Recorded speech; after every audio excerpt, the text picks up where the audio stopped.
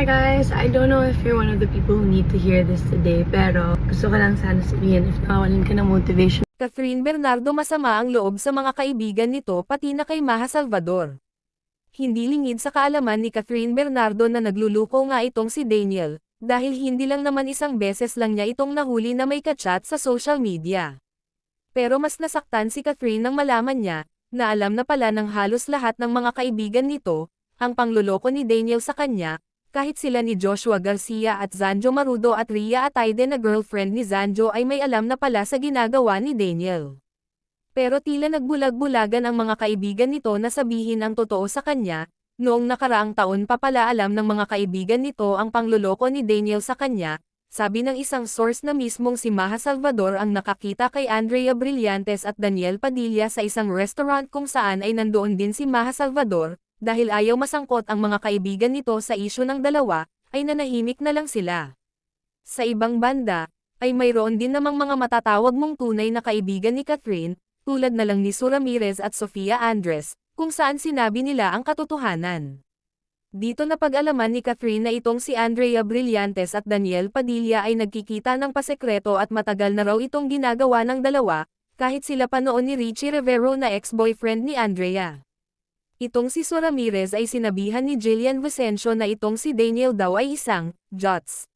Sa sinabi ni Jillian kay Sue, ay agad itong sinabihan si Catherine na matalik niyang kaibigan. Dito na nagtaka si Catherine kung bakit alam ni Jillian Vicencio tungkol sa Jots ni Daniel Padilla.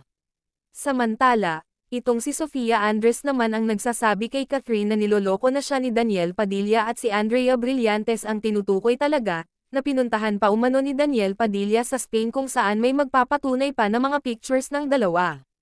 Sinabi naman ni Carla Estrada, na napamahal na sa kanya si Catherine Bernardo, sana nga daw dumating ang panahon na maghil ang dalawa, at baka magkaroon pa ng isa pang pagkakataon ang kanilang pagmamahalan, dahil alam naman niya na mahal pa nila ang isa't isa.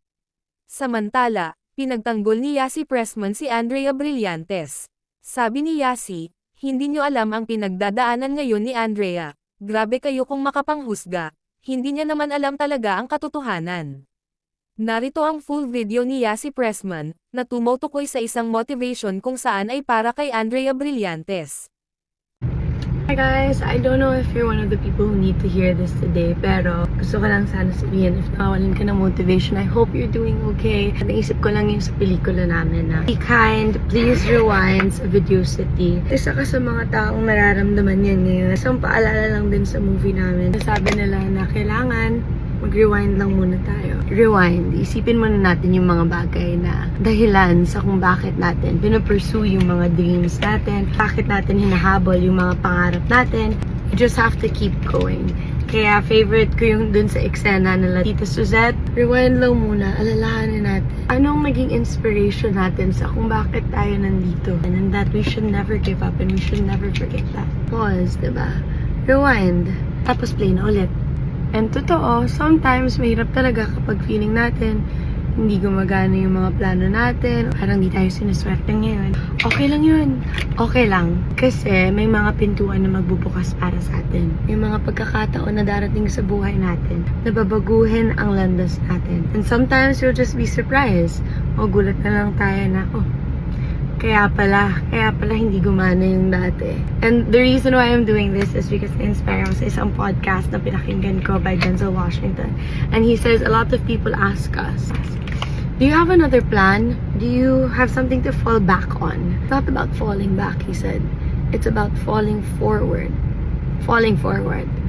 Ibig sabihin, yung mga failures natin sa buhay, hindi siya talaga failure. It's always going to be a lesson. And instead of falling backwards, gagamitin natin yun to fall forward. Because every failure is an opportunity for us to be better. How can we get better? And sometimes, failure is really the best teacher. If you're not failing, that means you're not really trying. Yun ang sabi niya.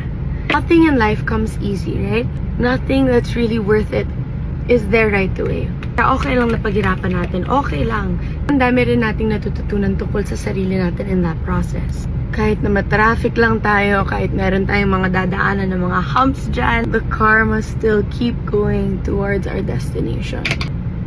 And I got really inspired by that today. Kaya keep going, and I hope you guys get to watch Video City. Be kind, please rewind. At sana marami rin kayong mga lessons na mapulot at matutunan. Have a great day.